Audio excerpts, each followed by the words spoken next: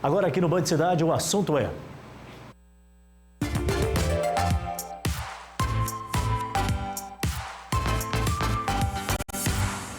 Às 12 horas e 48 minutos, uma honra receber aqui mais uma vez no estúdio da Band a deputada Ieda Chaves. Seja bem-vinda, deputada, satisfação recebê-la. Obrigada, eu que agradeço mais uma vez a oportunidade de nós estarmos aqui conversando e também informando um pouquinho, né, a todas as pessoas aqui do nosso estado, nos trabalhos que a gente vem desenvolvendo. Agradeço. Dentre os trabalhos que a senhora tem desenvolvido, deputada, essa campanha do Maio Laranja já acaba ganhando também força de lei, uma propositura da senhora. Eu queria que a senhora falasse um pouquinho sobre a campanha e, no paralelo, a criação da lei, porque só está como deputada, mas quando não estiver mais nessa função, com a força de lei, uma política pública garantida do cidadão, né? Exatamente. Eu acho que isso é um avanço para todos nós aqui do estado de Rondônia, principalmente para nossas crianças e adolescentes, porque o Maio Laranja, ele já é uma lei que existe, que institui, né, para que se trabalhe na conscientização no Maio Laranja sobre o não, né, para a gente combater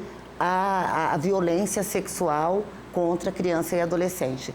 E agora essa lei que a gente aprovou e parabenizar e agradecer o nosso governador por ter sancionado já essa lei, onde a gente vai instituir isso no calendário do estado de Rondônia, para que em maio a gente trata realmente de ações práticas para que a gente trabalhe no combate a essa violência, né? Seja com palestras nas escolas, formando melhor os profissionais que trabalham nas escolas para que possa tá passando isso, que eu acho muito importante para as crianças, de uma forma lúdica, é claro, né, mas que as crianças possam entender onde termina o carinho e começa o abuso, porque assim a própria criança já começa a se proteger. Eu digo que nós estamos, nesse mês a gente faz muitas ações e para nossa tristeza, né, quando a gente termina de fazer uma palestra, mostrar para as crianças, muitas dessas crianças ou algumas dessas crianças vão até a sala da direção dizer que está passando por aquela situação.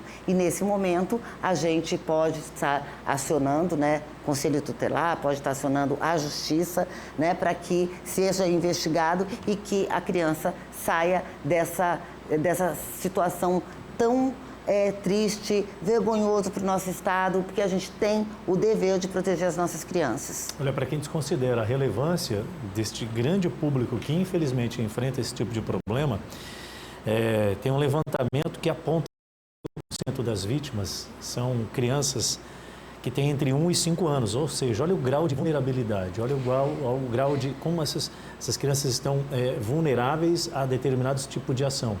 E a senhora falou num ponto que é crucial, né? O que é a campanha? São os fatores, talvez, os mais simples e que dão os maiores resultados. A orientação, o debate, falar sobre, né, deputada? Falar sobre. O que nós estamos fazendo hoje já é algo muito relevante, porque quem está nos ouvindo, às vezes não está prestando atenção que isso está acontecendo, às vezes do nosso lado, no nosso vizinho, ou até mesmo dentro da nossa casa, porque os que deveriam proteger são justamente os que abusam. Às vezes é o pai, às vezes é um tio que visita, um padrinho, um primo, um vizinho, às vezes a família confia em determinadas pessoas. E isso não raro, gente, eu não estou falando talvez, isso nesse momento que nós estamos falando está acontecendo. Inclusive esse dado de 51%, que é alarmante, estima-se que apenas se representa 7,5% das denúncias que efetivamente chegam. Ou seja, enquanto nós não falarmos sobre o assunto, nós não conscientizarmos, na lei prevê também que se divulgue muito o Disque 100, o contato do Conselho Tutelar, para que cada pessoa nos ajude, para que cada pessoa ajude as nossas crianças a proteger as nossas crianças e adolescentes. Uma criança de 1 a 5 anos está muito vulnerável, mas criança também acima dessa idade, meninas de 12 anos, 10 anos, estão sendo violentadas diariamente, ninguém está fazendo nada, ninguém está prestando atenção, ninguém está ajudando. Prova é que quando a gente vai lá na maternidade, tem meninas dando à luz aí com 10, 12 anos. Isso é inadmissível. No momento, no mundo que nós estamos, a gente ainda permitir isso por falta de orientação e de cuidado é realmente um crime. A gente precisa, isso precisa ser tratado como um crime violento com quem faz esse tipo de violência, né? Mas para isso nós precisamos orientar. E uma menina de... né, deputada, é que essas questões, elas acabam ocorrendo no ambiente familiar. Sempre são, na ampla maioria das vezes, pessoas próximas. E a senhora falou sobre orientação. Qual é o limite de um carinho? Será que o papai e a mamãe que está acompanhando aqui a programação da Band nesse momento já parou para refletir sobre isso? Até que ponto realmente a gente está tendo ali um acalento? Isso é muito importante, porque lá se orienta na hora do banho, quem pode dar banho, quem pode tocar, quem não pode tocar, isso de uma forma muito lúdica. Qual é o momento que a criança não deixa mais ninguém tá fazendo essa higiene que ela mesma possa fazer, porque aí pode confundir a criança. E a criança é inocente, né? Então, a gente precisa explicar. Os pais, às vezes, não sabem, mas precisam saber e precisam explicar para os filhos, para as filhas, porque é uma situação grave, muito grave. E a gente tem as estatísticas e a gente vê isso no dia a dia, no nosso contato. Já há algum tempo a senhora tem travado essa bandeira, né, de combate à violência contra a criança, o jovem, o adolescente. A senhora tem buscado meios de trazer isso para o debate. Agora, com muita precisão, conseguiu aprovar o projeto de lei? Foi tranquilo? Como é que foi a votação? A ampla maioria? Foi por unanimidade também. Já sancionado pelo governador? A lei foi sancionada e também, assim, muito rápido. Por isso que eu estou agradecendo aqui o governador, porque a gente, agora, a partir de agora, a gente pode... E isso também, na lei também prevê a interdisciplinaridade entre as secretarias. Então, são várias secretarias que têm alguma contribuição a dar para essa causa. Então, e responsabilidade também acerca do que fazer nesse exatamente, tipo de momento, né? Principalmente a Secretaria de Educação, mas não só, né? Tem todas as Secretarias de Saúde, tem a Secretaria de Segurança Pública, enfim, tem muitas secretarias que elas podem estar trabalhando juntas para que a gente divulgue amplamente, para que a gente oriente, para que a gente faça com que não só as crianças, mas todos que estão em torno, né, possa estar levando a sério essa bandeira e esse cuidado, né, com nossas crianças. Perfeito. Essa proteção, na verdade. Perfeito. Isso, assim, a gente está falando do Maio Laranja, mas esse é um assunto para ser colocado em questionamento constantemente no nosso dia a dia, viu?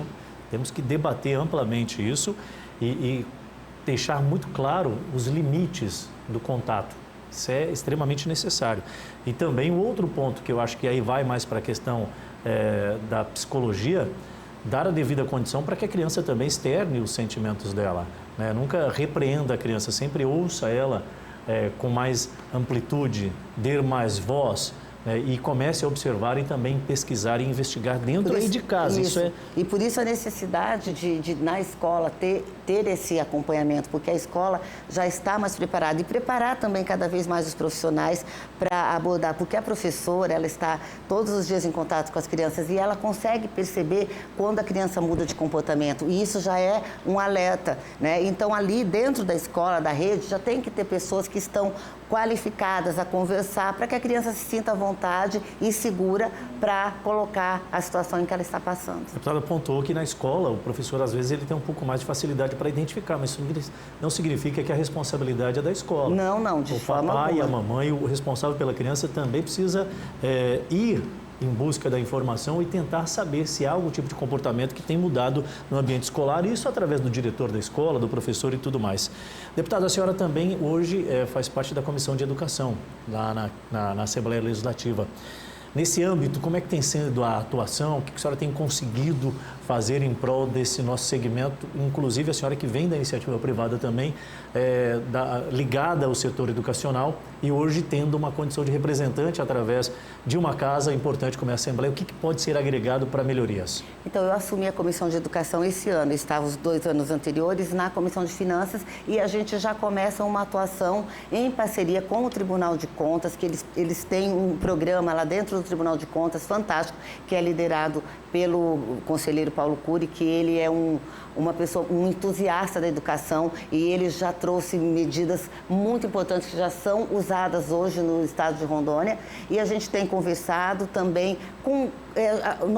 por enquanto a gente está na fase do diálogo, né? Eu acho que nós precisamos fortalecer o ensino técnico, porque isso inclusive já faz parte do novo Plano Nacional de Educação, né? Nós vamos inclusive estar recebendo aqui para uma sessão lá na Assembleia com o deputado Maurício Carvalho, que hoje é presidente da comissão em nível nacional, né? E eu estou aqui como presidente dessa comissão aqui no Estado, e para que a gente possa estar fortalecendo o ensino técnico. A gente já teve isso no passado e eu acho muito positivo a gente investir em ensino técnico, porque aqui não só no nosso Estado, o nosso Estado ele tem o menor índice de desemprego, mas nós precisamos muito de pessoas qualificadas. A gente se sente uma dificuldade muito grande em estar arrumando profissionais qualificados. Então, eu vejo que o ensino técnico é um caminho muito importante para a gente também melhorar a acessibilidade, né, dos nossos adolescentes, já jovens adolescentes aí, que já vão entrar no mercado de trabalho e que com o recurso, com eles comecem a trabalhar, eles possam pagar a sua própria universidade e ajudar de uma forma geral na família, né, na economia ali familiar. Perfeito. É importante a senhora falar sobre essa questão do ensino técnico no momento de aculturamento, no momento de formação dos nossos jovens, adolescentes, até porque as referências que temos dos países mais desenvolvidos, muitos deles na Europa e até mesmo na América do Norte, dão referência de que o ensino público destas regiões, eles investem demais, de forma muito ampla, nesse processo da formação, na questão da profissionalização, trazendo as novas tecnologias. E como hoje nós temos a necessidade de termos a mão de obra qualificada, porque a oportunidade, o Estado vem se mostrando autossuficiente, mas muitas das vezes está tendo que importar a mão de obra, tendo que buscar em outras regiões. E eu acho que se institucionalizar isso de alguma forma para que o Estado também assuma a responsabilidade, aí existem parcerias, deputada, não necessariamente o Estado precisa bancar o recurso. Acho que tem vários parceiros que podem ser acionados para aprimorar isso. Isso faz parte também do campo de visão da senhora hoje dentro dessa comissão, né? Exatamente. A ideia é justamente a gente estar discutindo juntamente, né, com esse Plano Nacional de Educação que vem sendo discutido para se colocar o ensino técnico. Isso já é uma realidade, isso vai acontecer. Aqui no Colégio Rio Branco, antigamente, era só de ensino técnico, né? E eu vejo que a gente perdeu muito de não ter mais isso aqui, não digo em Porto Velho, no Brasil, porque, como você disse, olha, a tecnologia hoje, a gente não tem mais como a gente viver sem tecnologia, né? A cada dia está surgindo novas tecnologias, então, dentro do ensino técnico, né, a gente já está com o aluno que entra lá com seus 15 anos no ensino ensino médio, né? Que já seria lá os 3 últimos anos para que ele saia para fazer faculdade. Ele já vai ter uma profissão.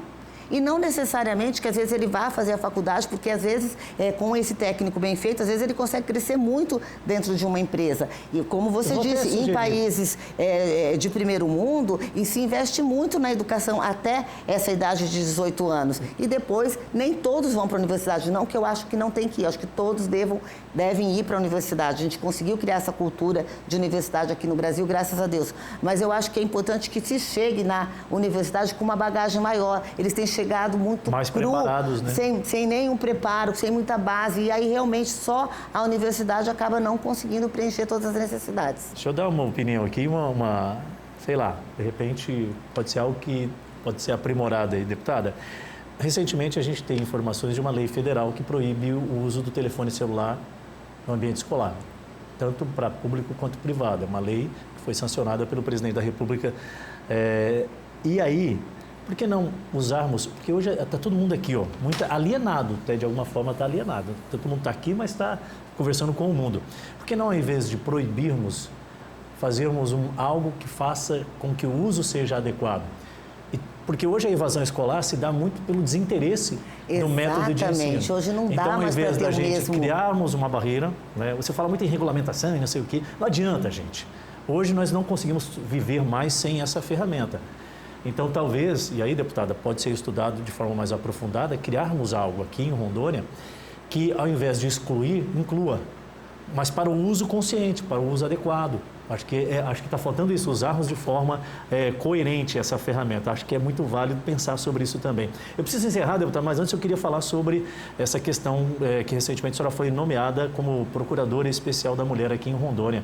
O que é esse cargo, o que isso pode representar, principalmente para as mulheres? A senhora hoje é uma mulher de sucesso, que é uma referência para muitas outras também, tem sido um exemplo para que elas também batalhem e galguem o seu espaço nesse mercado. Então, nós não tínhamos aqui que é a Procuradoria da Mulher, e a gente conseguiu fazer com que agora a Assembleia Legislativa de Rondônia tenha a Procuradoria da Mulher, né, no Legislativo, que está já funcionando, né? Estamos na fase só terminando de adequar para que a gente possa já estar recebendo lá onde, na antiga Assembleia, né, onde é a Escola do Legislativo, temos um espaço só para a gente, só para as mulheres, para a gente tratar de políticas públicas para as mulheres, para que a gente possa receber, sim, ali não é um lugar fim, né? Mas ali a gente pode orientar as mulheres aonde procurar, para cada caso tem qual é o setor, qual é o órgão que a gente pode estar dirigindo, pode estar fazendo esse acolhimento inicial e o principal ali é a gente realmente tratar de políticas públicas para as mulheres. Em Rondônia não existia a Procuradoria da Mulher, agora ela existe, eu sou a presidente, temos também temos mais 4 deputadas além de mim, né, que também estão envolvidas para trabalharmos, não só em Porto Velho, mas no estado de Rondônia todo,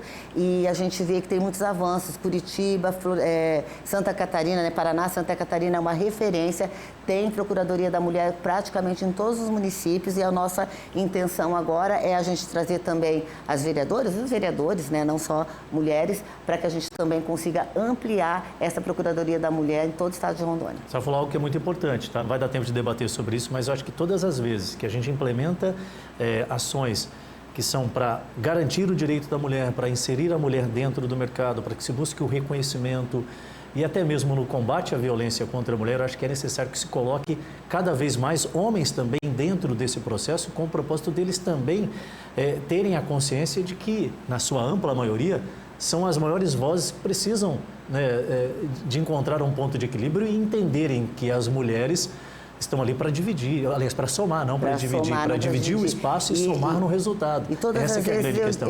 Todas as vezes eu digo, é muito importante que mais e mais, cada vez mais homens estejam conosco nessa causa, porque eu tenho certeza que a grande maioria dos homens não concordam com essa violência que a gente vive, que é também trágica, né? Literalmente trágica. É a minoria, mas é muito trágico. Mas é muito trágico com quem está passando por essa situação. Então, quanto mais homens a gente tiver para vir conosco nessa causa, homem falando para homem sobre violência de homem contra a mulher, às vezes tem muito mais peso do que a mulher falando. Então, a gente convida sempre todos os homens para estar conosco. Deputada, para encerrar, a Coração em Ação, uma campanha que a senhora vem desenvolvendo já há algum tempo, como é que está o planejamento? Já tem algo em vista para mais alguma edição? Vamos ter, sim. A gente vai ter, a gente já está na fase de planejamento agora ainda nesse semestre, nós vamos fazer mais uma aqui em Porto Velho. No segundo semestre a gente também vai fazer, mas a gente vai depois colocar o cronograma aí quando nós tivermos todo fechado essas datas. Perfeito. Está aí a deputada Ieda Chaves falando um pouquinho sobre a sua atuação na condição de deputada